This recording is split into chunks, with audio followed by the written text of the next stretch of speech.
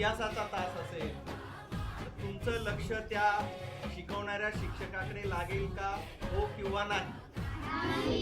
का नाही लागणार?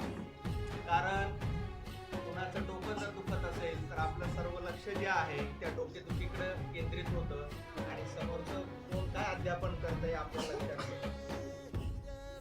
यामधून आपल्याला काय कळतं, आपण काय बोध घ्यायला पाहिजे की शरीराचं आरोग्य हे खूप महत्त्वाचं.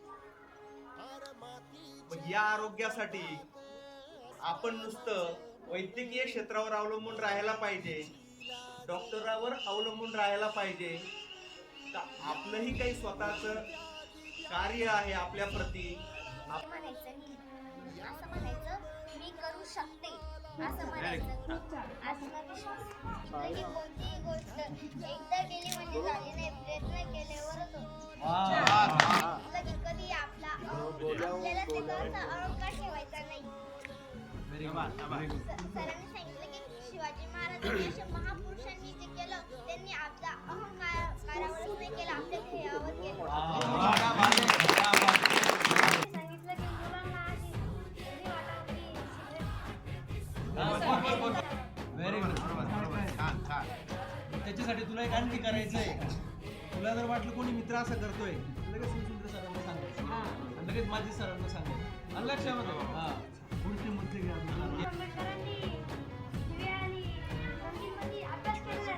आपल्याला सगळी सुविधा आहे.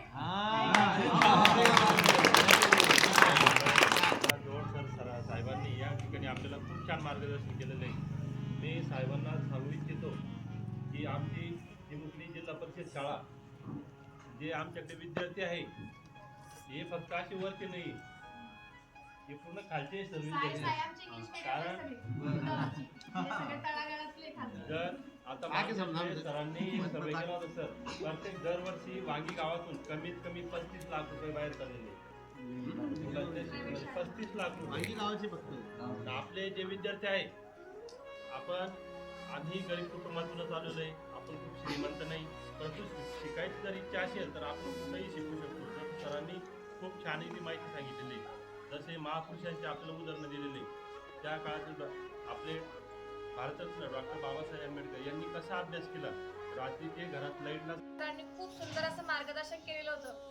आज सांगायला विशेष असं वाटतं की आपण सरांना आरोग्यविषयक सवयींसाठी काही मार्गदर्शनासाठी बोलवलं होतं, पण त्याच्यासोबत आमचा अजून एक पल्लू आहे दशसूत्रीचा, संस्कारक्षम पिढी घडवणे, ते पण सरांनी करून दिलेले.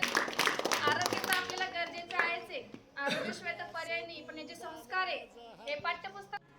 विज्ञान प्रदर्शनामध्ये तालुका स्तरीयमध्ये आमच्या शाळेचे विद्यार्थी तालुक्याला गेले होते. त्या ठिकाणी तालुक्यामधून आमच्या जिल्हा परिषद शाळेचा त्या ठिकाणी 3रा क्रमांक आला होता.